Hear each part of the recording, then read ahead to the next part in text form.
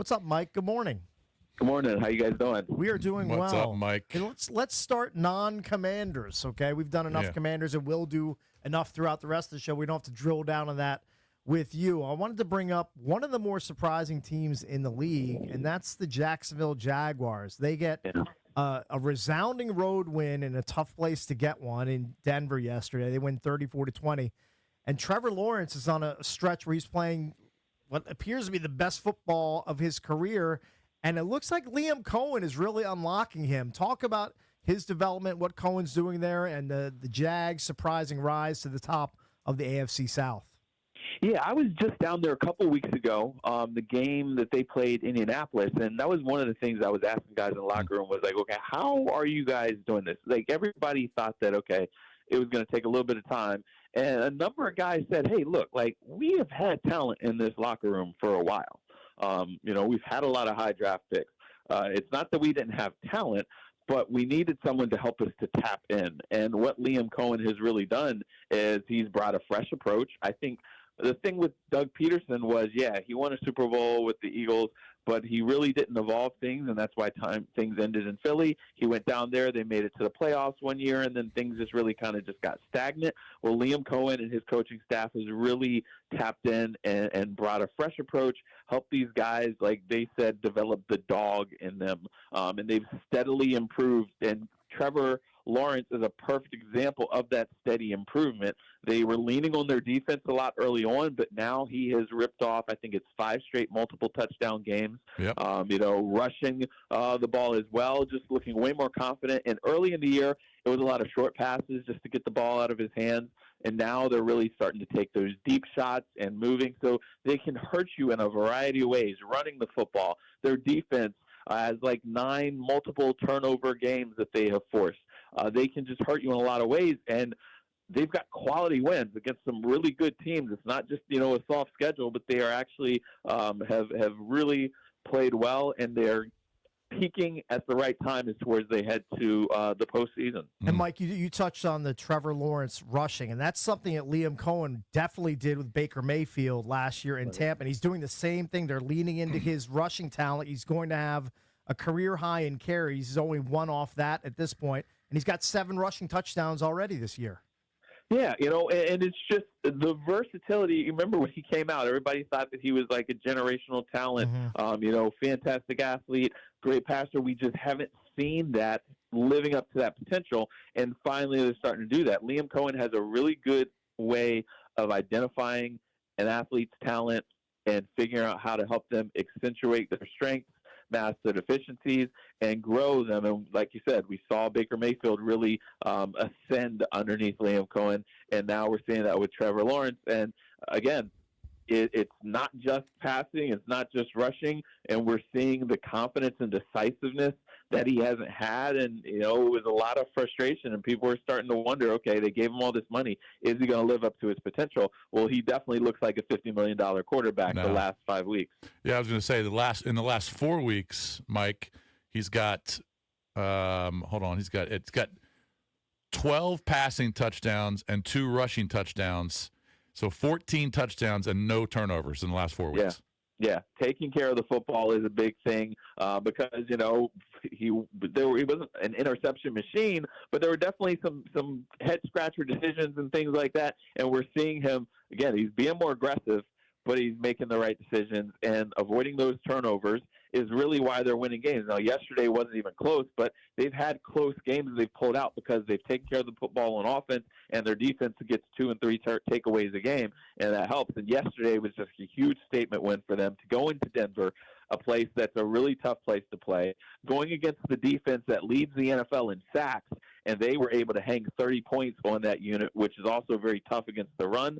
And so, I mean, the Jacksonville Jaguars are pretty scary as you're entering the postseason. One thing that I was looking at and kind of thinking about before the show this morning, just kind of talking about quarterbacks, is first of all how fortunate some of these teams that have legitimate franchise quarterbacks, especially the younger ones, like Chicago and New England. Right. Washington's, of course, is still a coin flip, I think. But just think about these teams that have quarterback either drastic needs or certainly questions. All right, Dolphins and Jets, okay? Pittsburgh, now Pittsburgh's probably going to win the division, but they've got a 42-year-old quarterback. Right. Cleveland, right? Yep. The Colts now, because Daniel Jones is going to be out. If he's not going to miss all of next year, a lot of it. How about the Las Vegas Raiders? Right. That's 6 teams right there. That's just in the AFC. NFC, Giants, I'm sorry. Jackson Dart is still a question mark. Yeah. Yep. I mean, he was awful yesterday. Agree. The Vikings, I think JJ is still a question mark. Who am I missing here? Oh, and the Cardinals. Yeah. I mean, there are like 8 or 9 teams that, okay, there aren't 8 quarterbacks that you can draft in the first round. I mean, there might be 3 or 4, but talk about some of these teams that just have serious quarterback questions. Yeah, and the problem also is not only do they have serious quarterback questions, they have a lot of holes all over their roster. Oh, yeah. And it's not like you can just put a quarterback in and that's going to fix it. And so the good thing for these teams like the Patriots and, the Jaguars and the Bears, those teams that you mentioned that have young quarterbacks is because they've got that big box checked off, they are not complete. Their rosters still need some things, but they're able to address those needs because, they have the biggest box checked off. Now those teams that have the real question marks with with their quarterback situation, it's going to be hard to fix it because there's not a whole lot of quarterbacks out there because, like you said, 8 teams, it's going to be a longer build. It's not going to be a quick rebound for them. Right. Yeah. Joined by Mike Jones, national NFL writer for The Athletic. Mike, I'll be honest, I didn't think the Panthers could ever be good with David Tepper as their owner. I just thought he was too much of a meddler, too bombastic.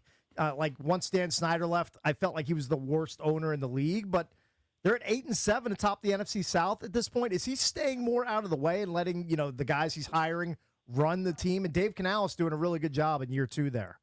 Yes. Okay. So one of the things that he did do is from talking to people, and he surrounded himself with some people that he started to trust from their team president on down, and he has stepped back, and they're letting the football people do what they were hired to do. And look, there were real questions about Bryce Young. Even, 2 weeks, 3 weeks into this season, there were questions.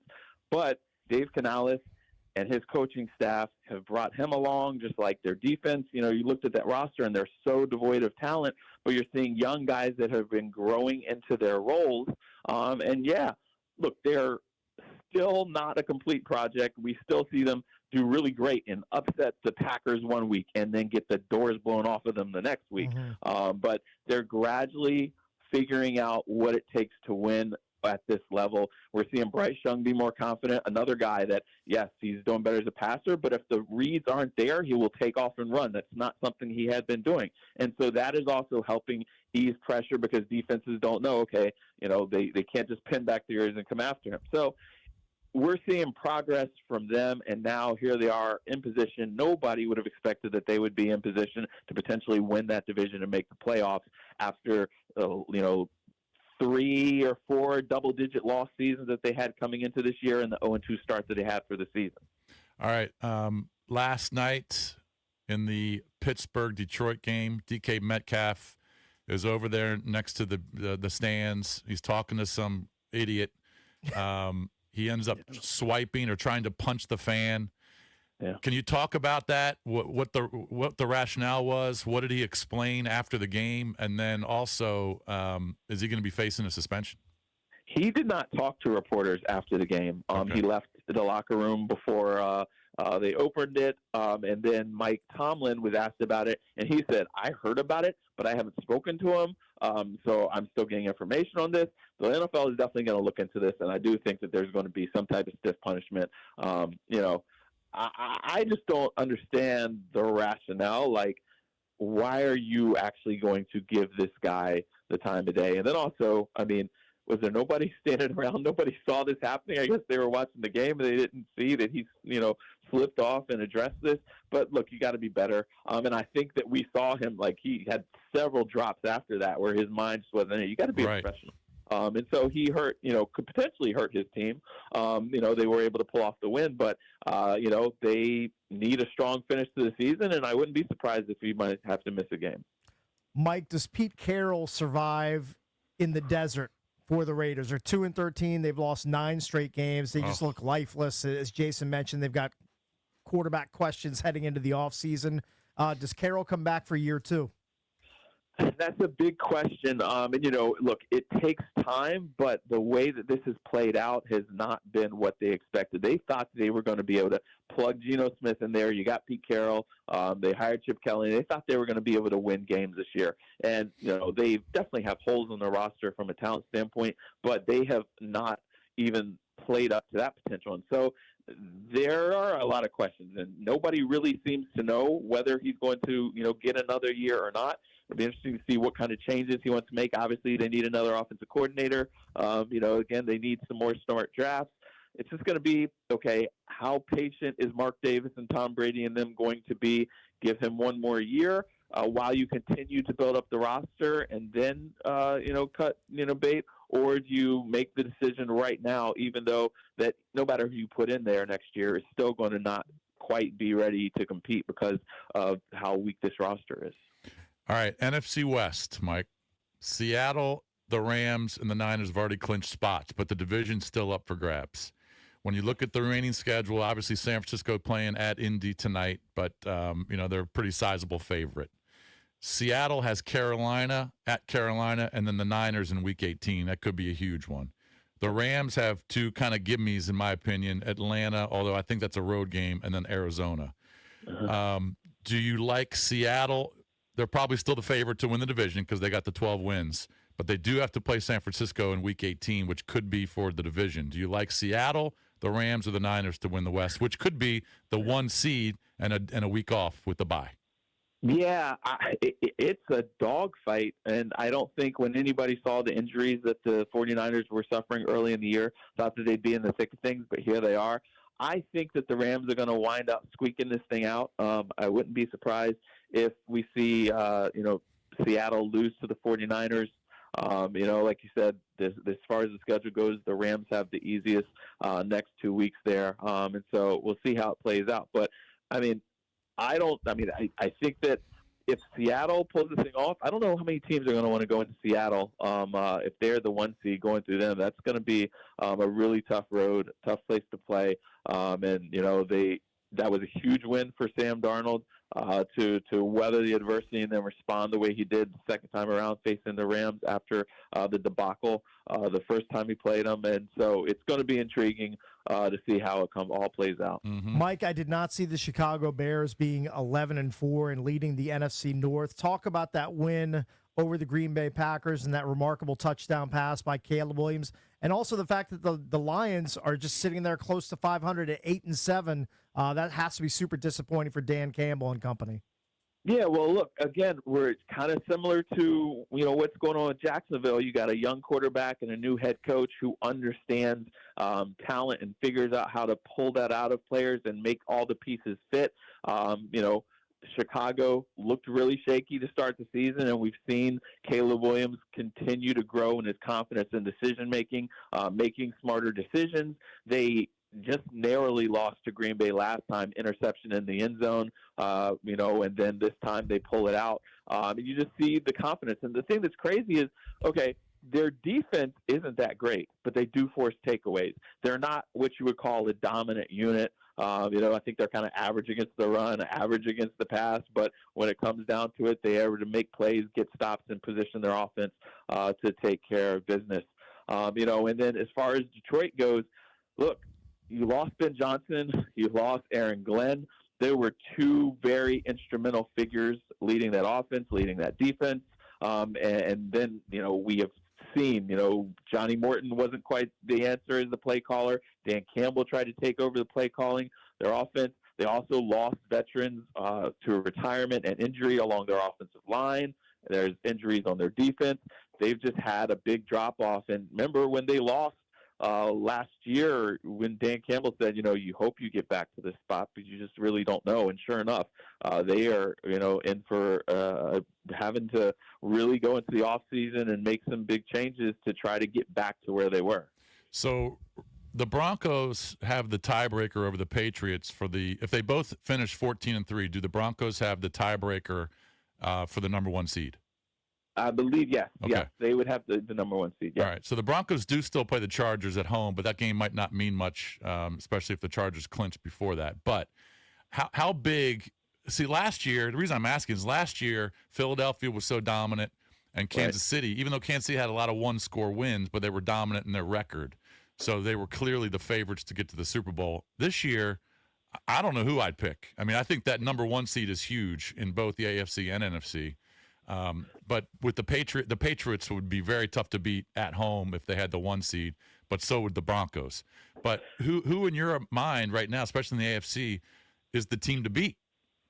It's wide open. I had thought because of their defense that, okay, maybe the Broncos, but then Jacksonville just showed yesterday that they are beatable at home. Mm-hmm. They were able to bring pressure, and Bo Nix, I think he was like 27 for 48 passing. He had an interception. They had 2 turnovers, and their defense did not get any turnovers.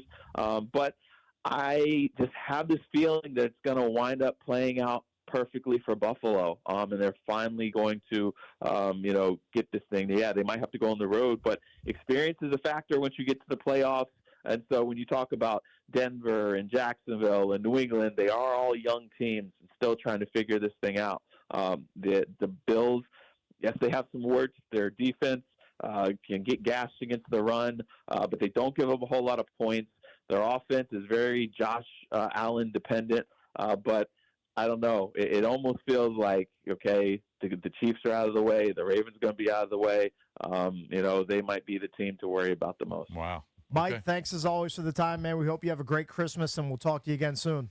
All right, thanks. Same to you guys. Yep. All right, buddy. Appreciate that. That's Mike Jones, national NFL writer for The Athletic. Coming up a bit later at 9 o'clock, we'll be joined by Steve Zabin. He's a host here on 106.7 The Fan.